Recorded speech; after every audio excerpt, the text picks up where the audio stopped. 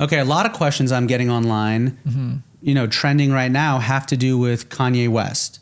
Now, I can't even count how many people are asking me in person, online, hey, doc, or hey, Mike, you're a psychiatrist. What is your diagnosis? What is going on with Kanye West? And, this brings me to an important rule, professional standard, ethics. I don't know what you want to call it, but the Goldwater Rule. Yeah. And let me read that for the audience. As far as asking a psychiatrist or mental health professional to make a diagnosis about someone they don't know, the Goldwater Rule is an ethical guideline established by the American Psychiatric Association that prohibits psychiatrists from offering professional opinions about the mental health of a public figure whom they have not personally examined and who have not given them consent to share such an opinion. Now, you see people going on the media all the time, even mental health professionals that are throwing out diagnoses about major figures like Kanye West. And that is not actually per our ethical standard, per the APA. Yeah. What do you think about offering your professional opinion about public figures in which the only things that you have to, the only data information you have are the things available to the public rather than any sort of like formal evaluation of the patient, which of course, if you had a formal evaluation, you wouldn't share that anyway because it's confidential.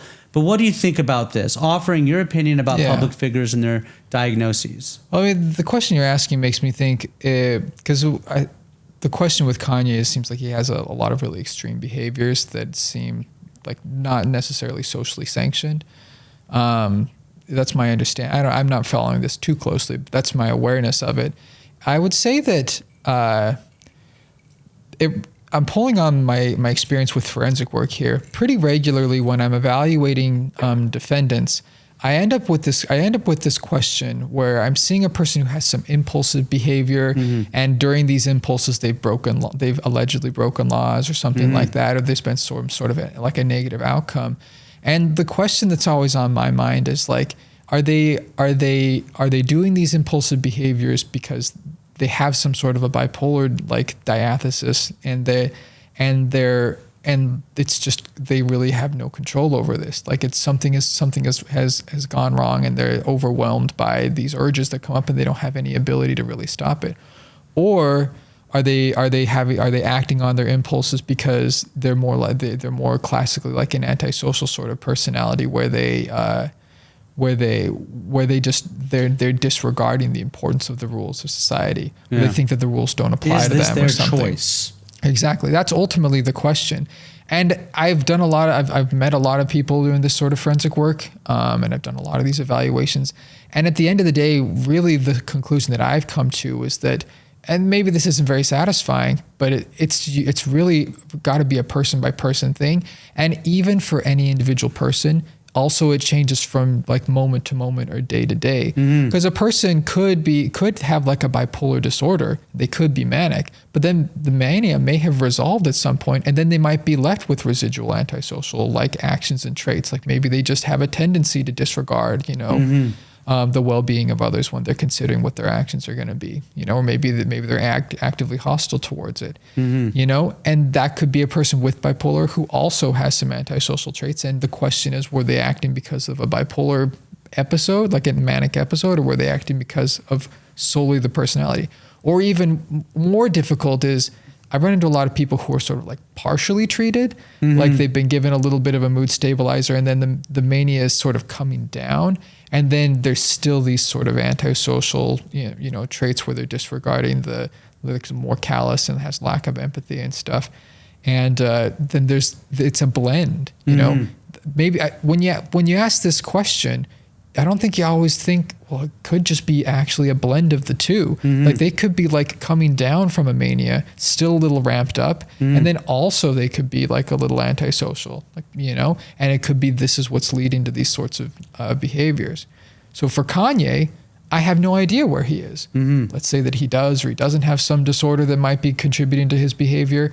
I don't know. And then I also definitely don't know enough about the history of his life to know what personality traits he has. And, I think a good psychiatrist has the humility and experience to know that it is very dangerous to speculate on someone and their behavior and their decisions when you do not know this person, have not evaluated this person. So I think one needs to have the humility to not speculate publicly on any sort of diagnoses of a public figure. If I'm invited onto this show or that show, I have a lot of hesitation. More than hesitation, I never throw out my opinion about what the diagnosis is of some sort of media figure. It feels a little bit irresponsible, and it feels irresponsible, and it feels a little naive. Well, it's certainly not sophisticated, right? No. But then on another level, it lacks a certain respect for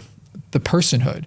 Like if you think, I've been trying to talk today about like knowing the whole person, all of the experiences that they have in their body and all of the tendencies that they would have grown up with, and then, biological and otherwise, right? And to try to give some sort of a diagnosis from afar, it can be tempting to do because you'll see like the traits, or the sequela, or it will seem so obvious from what the news says. But the reality, if you actually try to do an evaluation and like be honest and write a report, like a forensic report stating these are the things that I see that justify my diagnosis, and this is why I believe they're in a manic episode right now, and this is why I believe they have some personality traits, but those aren't really in fact.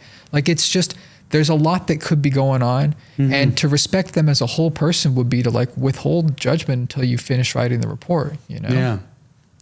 And you can't do that with a public figure that you're not evaluating. You just can't. You don't know them. So. Agreed. Now, that just leads me to, at the beginning of our talk, we talked about, we discussed how we don't feel like someone is depressed for no reason. There's always some sort of conscious, unconscious reason. Yeah. There's some self-defeating, repetitive pattern. No one is depressed for no reason. Yeah. Now, I ask you that same question in patients that have been diagnosed bipolar. So I'm curious about the ISTDP perspective of bipolar. And within bipolar, can a mood episode, whether it's a major depression or a manic episode, be triggered, begin without any sort of trigger, without any sort of underlying reason? So what is your view of this, and what is the ISTDP view of this? Well, I want to give you my whole opinion. When I think about mania, one of the problems that I have with depression, I can always talk with the patient and then ask questions and then eventually find like an origin. Maybe not like a specific origin, but we can find a constellation of factors that will contribute to, these depressive defenses. But with mania, I have such a hard time getting a clear history because when I'm talking with someone while they're manic, then obviously you're not going to get like a clear history there because there's too much extra stuff happening. And after the mania is over, I rarely have people. Sometimes I do, but I rarely have people who have a lot of clarity of mind and like what was happening during the manic episode. It seems like it's harder for them to recall it. So I don't have a lot of experience really chasing that down. I would say in that respect, specifically for mania, I don't know because I don't have experience. Mania aside, depressive episodes. Hey, doc. Yeah. We've talked about how depression, there's, you live well, you're in touch with your feelings. I want to do my best to like engage in this therapeutic work so that I can prevent any sort of risk of major depression because you told me that major depressions never happen for no reason. So if I live my life in this way and I don't avoid and I confront and I'm in touch and I live this sort of life in, this way, I can reduce chances of having a major depressive episode. But if I'm bipolar, can I just get depressed out of nowhere because I'm bipolar and it doesn't really matter? Yeah, I would say, so this is I try to take a more complex view whenever I'm talking with someone with depression for two reasons. One is that if I start from the stance that you're depressed right now and that there's no cause other than just some ethereal, the bipolar diagnosis, maybe do it, then there's not much that I can do from a psychotherapeutic standpoint. We can always use the antidepressants, and that's always an option, and I do that, and they're effective, and that's great. But if a person wants to try to understand the machinations of their mind, if they want to get in touch with their psyche, then I start from the stance that no matter what, we can find out what happened. If you don't believe that you can figure out what's going on, then you'll never figure it out. Yeah. So I always start from that stance anyway. And then and then the next step is to be curious, and to not jump to becauses too quickly. If you jump to, well, this happened and because of that, that's why I did this. Well, you say because, you're closing the door, Well, you say because, you're telling me you already know why it happened, right? But if you keep your mind open and say, well, maybe that's a factor, maybe this is a factor, you can see what might be contributing. I want to say that for anything that has like a genetic component, because we have some control, not ultimate control, but we do have some control over our minds and over our bodies. I want to say that even if there is a genetic predisposition or a biological predisposition, or just a social predisposition, it could be a cultural predisposition. Maybe you have a culture that really favors the depressive state, for example. I don't know, right? But whatever it is that gives you a predisposition for it, if you ask the question, when did the depression start? And then go to that moment and then try to figure out what's happening there, I want to believe that we can find something that you can work with. I agree. Something that you can understand. I agree 100%. So now we're going to ask Dr. Cannell for some audience questions from our social media. First, why don't psychiatrists engage in self-disclosure? Meaning, why don't psychiatrists ever talk about themselves to the patient? I have a lot of thoughts about this. When I was in training, we had a couple of supervisors who were really much more open about it. And they're like, no, self-disclosure, it can really strengthen the bond. And I thought that at the time.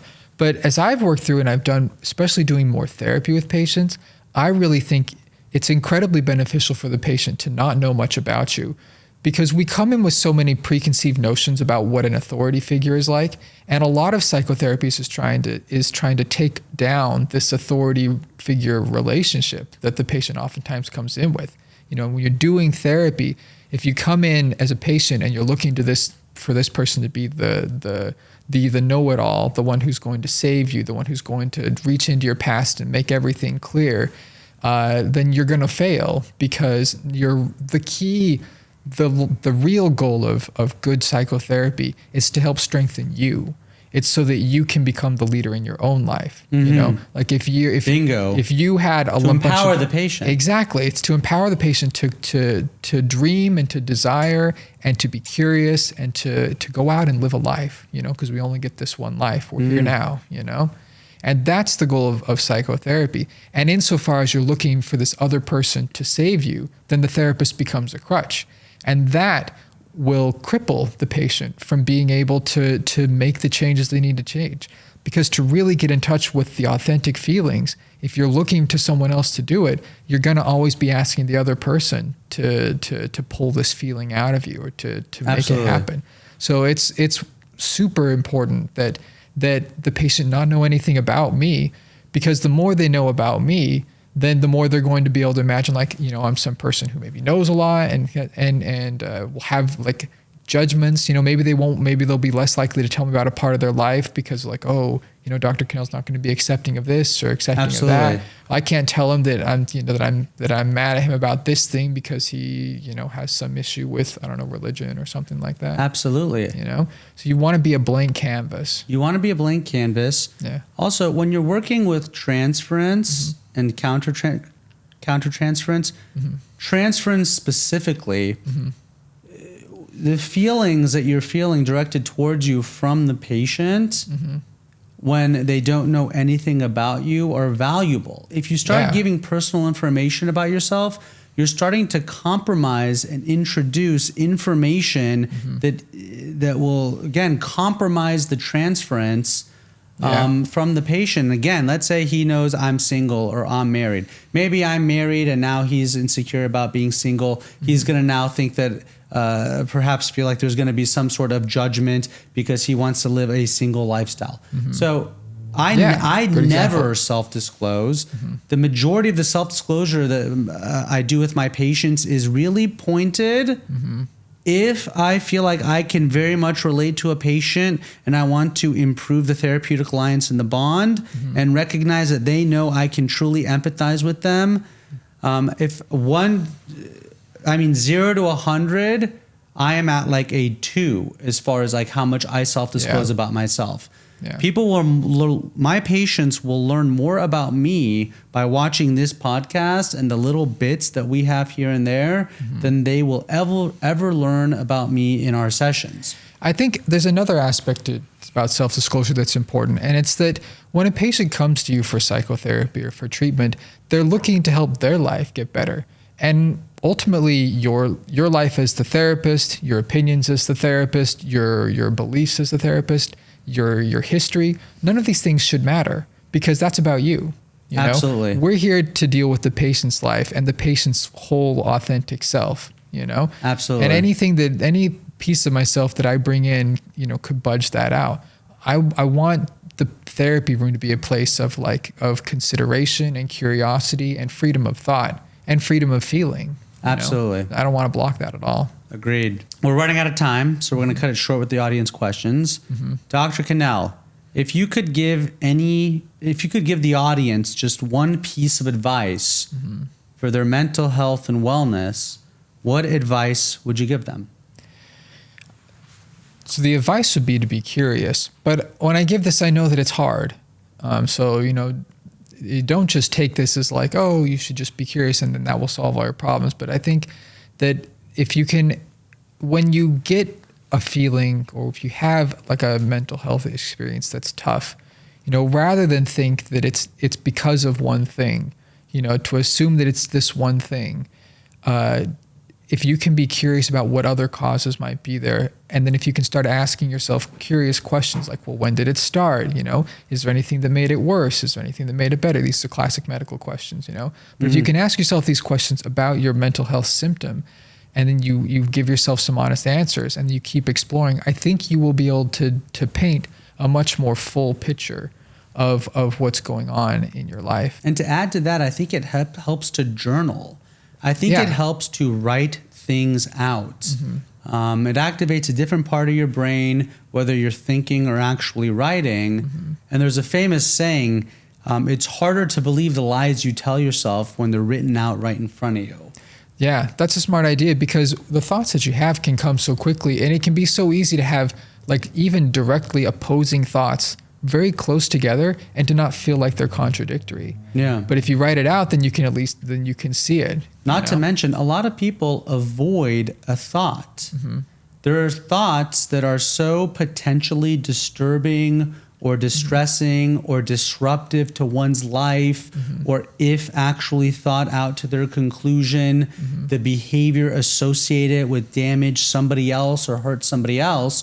There's a lot of actual thought avoidance. So when you sit down and you actually start journaling and writing a thought through, a fear, a worry, a feeling, any sort of thought all the way through, there's power in that as well, because it's much easier to notice when you've gone halfway through a sentence and stopped than when you're avoiding a thought. Because there's no groundedness. It's not firm.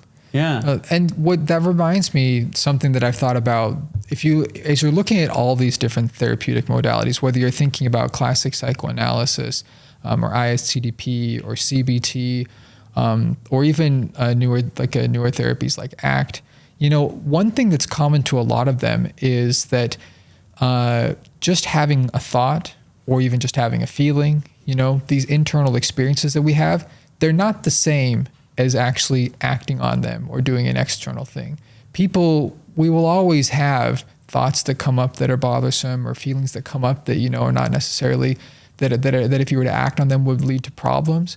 But just having the feeling and experiencing it is not the same as acting on it. Bingo. Having the aggressive feeling, having the sexual feeling. These are not things that is so important. But acting on it there's a huge difference between having it and letting yourself have it and then moving on with your life versus stewing over it and blocking it, Absolutely. And then eventually it leaking out in some other way, 100%. Just having it is not acting on it. And it's important to be aware of that.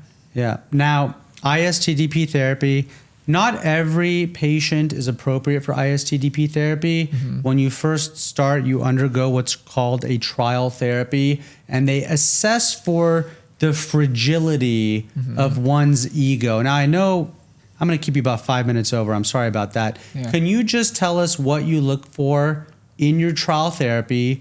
Who's an appropriate candidate for ISTDP? What is fragility of ego?